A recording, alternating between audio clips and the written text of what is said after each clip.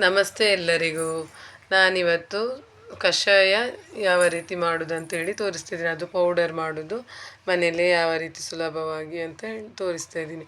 ಅದಕ್ಕೆ ನಾನು 4 ಸ್ಪೂನಷ್ಟು ಕೊತ್ತಂಬರಿ ಮತ್ತು 2 ಸ್ಪೂನಷ್ಟು ಜೀರಿಗೆ ಮತ್ತೊಂದು ಅರ್ಧ ಚಮಚದಷ್ಟು ಕಾಳು ಮೆಣಸು ಮತ್ತೊಂದು 1/4 ಸ್ಪೂನಷ್ಟು ಮೆಂತ್ಯ ಕಾಳು, ಒಂದು 2 ಏಲಕ್ಕಿ ತಗೊಂಡಿದ್ದೀನಿ. ಅಷ್ಟೇ ಇದಕ್ಕೆ ಮನೆಯಲ್ಲಿರುವಂಥ ಸಾಮಗ್ರಿ. ಆಮೇಲೆ ಮೊದಲಿಗೆ ನಾನು ಕೊತ್ತಂಬರಿಯನ್ನು ಹಾಕ್ಕೊಳ್ತಾ ಇದ್ದೀನಿ ಹುರಿಲಿಕ್ಕೆ. ಸ್ವಲ್ಪ ಕಮ್ಮಿ ಉರಿಯಲ್ಲಿ ಸ್ಲೋ ಫ್ಲೇಮಲ್ಲಿ ಇಟ್ಟು ಹುರಿಬೇಕು. ಮೊದಲಿಗೆ ನಾನು ಕೊತ್ತಂಬರಿ ಸೊಪ್ಪನ್ನು ಹಾಕಿಕೊಂಡೆ.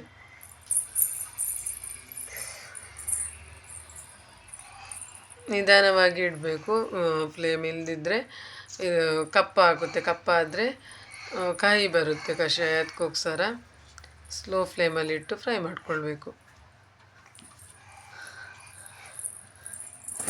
ಈಗ ನಾನು ಜೀರಿಗೆಯನ್ನು ಹಾಕಿಕೊಳ್ತಾ ಇದ್ದೀನಿ. ಒಟ್ಟಿಗೆ ಒಂದು ಮೊದಲಿಗೆ ಕೊತ್ತಂಬರಿ ಹಾಕಿದೆ, ಆಮೇಲೆ ಜೀರಿಗೆ ಹಾಕಿ ಸ್ವಲ್ಪ ಒಂದೊಂದೇ ಹಾಕಿ ಫ್ರೈ ಮಾಡಿಕೊಳ್ಬೇಕು.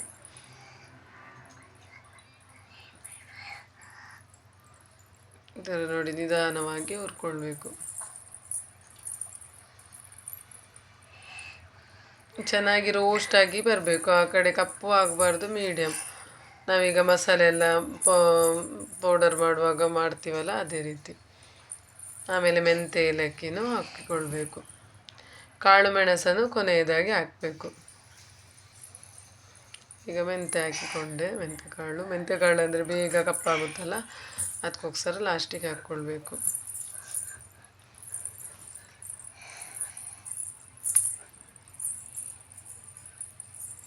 ನೋಡಿ ಈ ಥರ ಹುರಿತಾ ಇರಬೇಕು. ಇದು ತುಂಬಾ ಆರೋಗ್ಯಕ್ಕೆ ಒಳ್ಳೆಯದು. ಇದು ಕೊತ್ತಂಬರಿ ಜೀರಿಗೆ ಎಲ್ಲ ಆಯುರ್ವೇದಿಕ್. ಅದಕ್ಕೋಸ್ಕರ ನಮ್ಮ ದಿನಾಲೂ ನಾವು ಕುಡಿಬೋದು. ಟೀ ಕಾಫಿ ಬದಲು ಅದನ್ನೇ ಕುಡಿದ್ರೂ ತುಂಬ ಚೆನ್ನಾಗಾಗುತ್ತೆ. ಈ ಮಳೆಗಾಲದಲ್ಲೆಲ್ಲ ತುಂಬಾ ಚೆನ್ನಾಗಾಗುತ್ತೆ. ಕಾಳು ಮೆಣಸನ್ನು ಹಾಕಿರ್ತೀವಲ್ಲ, ಶೀತ ಏನೂ ಆಗಲ್ಲ.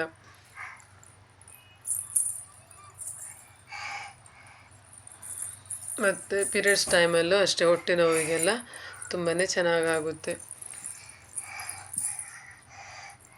ಬೆಲ್ಲ ಹಾಕಿ ಮಾಡಿದರೆ ತುಂಬಾ ರುಚಿಯಾಗಿ ಬರುತ್ತೆ ಕಷಾಯ. ಈ ಥರ ನೋಡಿ ಎಲ್ಲ ಹಾಕಿ ಹುರ್ಕೊಳ್ತಾ ಇದ್ದೀನಿ. ನಾನು ನಿಧಾನ ಇಟ್ಟಿರೋದ್ರಿಂದ ಸ್ವಲ್ಪ ಜಾಸ್ತಿ ಹೊತ್ತು ತಗೊಳ್ಳುತ್ತೆ. ನೋಡಿ ಈ ಥರ ಹುರಿಬೇಕು.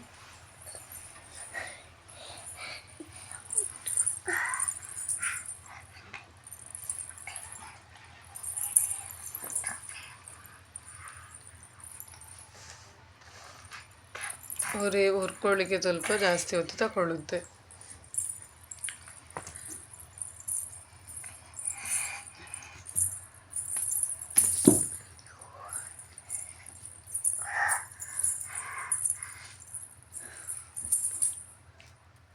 ಚೆನ್ನಾಗಿ ಹುರಿದಿದ್ರೆ ಅದು ಪೌಡರ್ ಅಷ್ಟು ನೈಸಾಗಿ ಬರುತ್ತೆ, ಮತ್ತು ಹಸಿ ವಾಸನೆ ಏನು ಇರೋದಿಲ್ಲ. ನೋಡಿ ಇಷ್ಟು ಫ್ರೈ ಆಗಬೇಕು. ಈ ಥರ ನೋಡಿ. ನಾನೀಗ ಸ್ವಲ್ಪ ಮಾಡ್ತಾಯಿದ್ದೀನಿ, 1 ವಾರಕ್ಕೆ ಆಗುವಷ್ಟು. ಜಾಸ್ತಿನೂ ಪೌಡರ್ ಮಾಡಿ ಇಟ್ಕೊಳ್ಬೋದು. ಪೌಡರ್ ಒಂದು ರೆಡಿ ಇದ್ದರೆ ನಾವು ಯಾವಾಗ ಬೇಕಾದರೂ ಕಷಾಯ ಮಾಡಿ ಕುಡಿಬೋದು.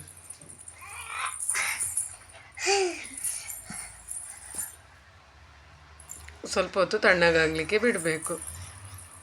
ತಣ್ಣಗಾದ್ಮೇಲೆ ಈಗ ಮಿಕ್ಸಿ ಜಾರಿಗೆ ಹಾಕಿ, ಸಣ್ಣ ಜಾರಿಗೆ ಹಾಕಿ ಪೌಡರ್ ಮಾಡ್ಕೊಳ್ತಾ ಇದ್ದೀನಿ.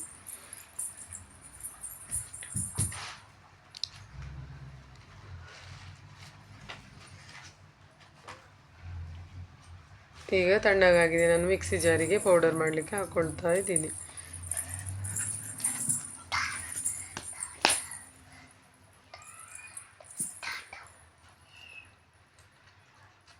ಚೆನ್ನಾಗಿ ಫ್ರೈ ಆಗಿದ್ದರೆ ನೈಸಾಗಿ ಪೌಡರ್ ಆಗುತ್ತೆ. ಇಲ್ಲದಿದ್ದರೆ ಪೌಡರ್ ಅಷ್ಟು ನೈಸಾಗಿ ಬರಲ್ಲ, ಚೆನ್ನಾಗಿ ಬರಲ್ಲ.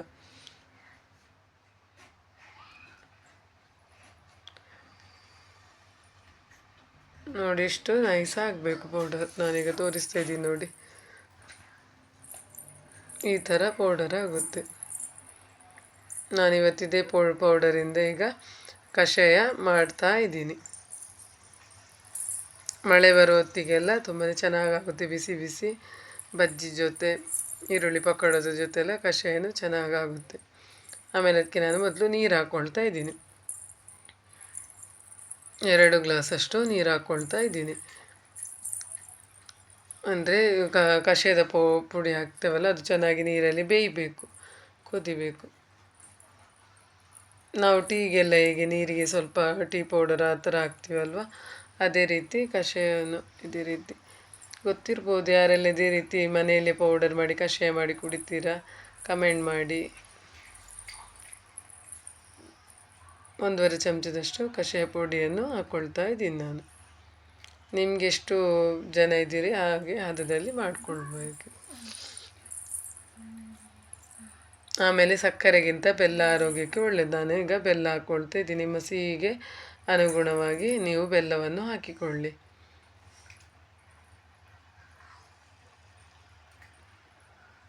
ಆಮೇಲೆ ಚೆನ್ನಾಗಿ ಇದು ಕುದಿ ಬರಬೇಕು, ಒಳ್ಳೆಯದಾಗಿ ಕುದಿ ಬರಬೇಕು.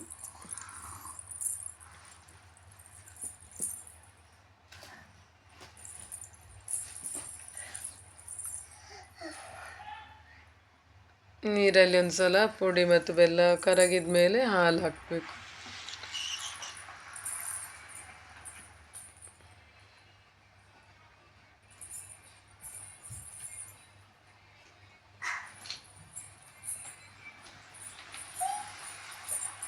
ಈಗ ಕುದಿ ಬರಲಿಕ್ಕೆ ಸ್ಟಾರ್ಟ್ ಆಯಿತು.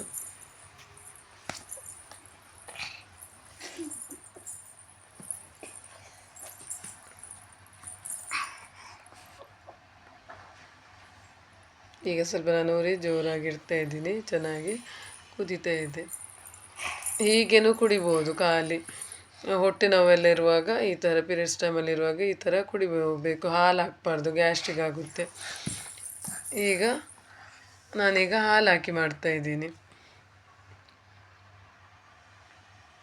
2 ಕಪ್ ಆಗುವಷ್ಟು ಹಾಲು ಹಾಕಿದ್ದೀನಿ. 2 ಕಪ್ ನೀರು ಕುದಿಸಿದ್ದೀನಿ, ಅದಕ್ಕೆ 2 ಕಪ್ ಆಗುವಷ್ಟು ಹಾಲು ಹಾಕಿದ್ದೀನಿ.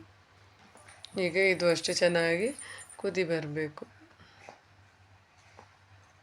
ನೀವು ಒಂದು ಸಲ ಟ್ರೈ ಮಾಡಿ. ಚಹಾ ಕಾಫಿ ಬದಲು ಇದು ತುಂಬಾ ಟೇಸ್ಟ್ ಆಗುತ್ತೆ. ಚಹಾ ಕಾಫಿ ಕುಡಿಯೋ ಬದಲು ಇದನ್ನೇ ನೀವು ಕುಡಿಲಿಕ್ಕೆ ಸ್ಟಾರ್ಟ್ ಮಾಡ್ತೀರ.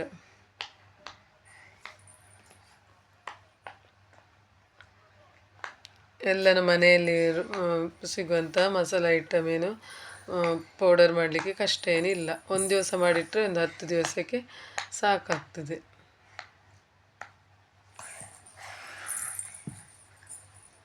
ಇದು ಅಷ್ಟೇ ಚೆನ್ನಾಗಿ ಕುದಿ ಬರಬೇಕು. ಆಮೇಲೆ ಸೋಸ್ಕೊಳ್ಬೇಕು. ಕುದಿ ಬಂದಮೇಲೆ ಬೆಲ್ಲ ಹಾಕಿ ಮಾಡಿದ್ರಿಂದ ತುಂಬಾ ರುಚಿಯಾಗಿ ಬರುತ್ತೆ. ಹಾಲಿನ ಜೊತೆನೇ ಮೊದಲಿಗೆ ಕುದಿಸ್ಲಿಕ್ಕೆ ಹೋಗಬೇಡ, ಅದು ಅಷ್ಟು ಚೆನ್ನಾಗಿ ಬರಲ್ಲ. ಮೊದಲಿಗೆ ಸ್ವಲ್ಪ ನೀರಲ್ಲಿ ಕುದಿಸಿ ಆಮೇಲೆ ದಪ್ಪ ಹಾಲು ಹಾಕಿ ಕುದಿಯುವಾಗ ತುಂಬಾ ಟೇಸ್ಟ್ ಆಗುತ್ತೆ ಕುಡಿಲಿಕ್ಕೆ. ಏಲಕ್ಕಿ ಎಲ್ಲ ಹಾಕಿರೋದ್ರಿಂದ ಫ್ಲೇವರ್ ಅಷ್ಟು ತುಂಬಾ ಚೆನ್ನಾಗಿ ಬರ್ತದೆ. ನಮ್ಮ ಮನೆಯಲ್ಲೆಲ್ಲರೂ ಇಷ್ಟಪಟ್ಟು ಕುಡಿತಾರೆ.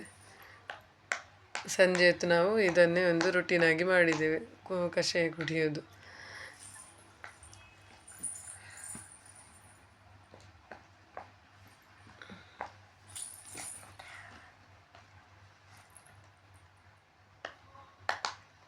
ನೋಡಿ, ಈ ಥರ ಚೆನ್ನಾಗಿ ಕುದಿಬೇಕು. ನಾವು ಎಲ್ಲ ಯಾವ ರೀತಿ ಕುದಿಸ್ತೀವಿ ನೋಡಿ, ಅದೇ ರೀತಿ.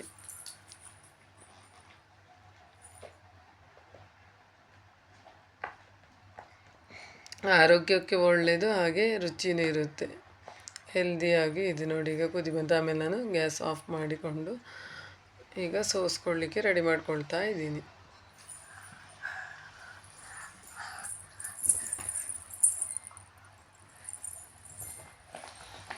ನೈಸಾಗಿ ಪುಡಿ ಮಾಡೋದ್ರಿಂದ ಏನು ಜಾಸ್ತಿ ಏನು ಸೋಸುವಾಗ ಏನು ಇದು ಬಂದಿಲ್ಲ. ಎಲ್ಲ ಚೆನ್ನಾಗಿ ಕುದಿ ಬಂದು ಹದವಾಗಿದೆ ನೋಡಿ. ಏನು ಕಸ ಆ ಥರ ಏನು ಉಳಿದಿಲ್ಲ ನೋಡಿ, ಅದರದ್ದು ಹುಡಿ ಏನು ಉಳಿದಿಲ್ಲ ನೋಡಿ. ಈಗ ಟೀಯಲ್ಲಾದರೆ ಉಳಿತದಲ್ವ, ಇದರಲ್ಲಿ ಆ ಥರ ಏನಿಲ್ಲ ನೋಡಿ. ತುಂಬಾ ರುಚಿಯಾಗಿ ಬಂದಿದೆ. ನನ್ನ ಚಾನಲಿಗೆ ಸಬ್ಸ್ಕ್ರೈಬ್ ಮಾಡೋದನ್ನು ಮರಿಬೇಡಿ. ಲೈಕ್ ಮಾಡಿ, ಶೇರ್ ಮಾಡಿ. ನೀವು ಇದೇ ಥರ ಕಷಾಯ ಮನೆಯಲ್ಲೇ ಮಾಡಿ ಕುಡಿಯಿರಿ, ಬೆಲ್ಲ ಹಾಕಿ ಮಾಡಿ. ಓಕೆ ಫ್ರೆಂಡ್ಸ್, ಬಾಯ್ ಬಾಯ್.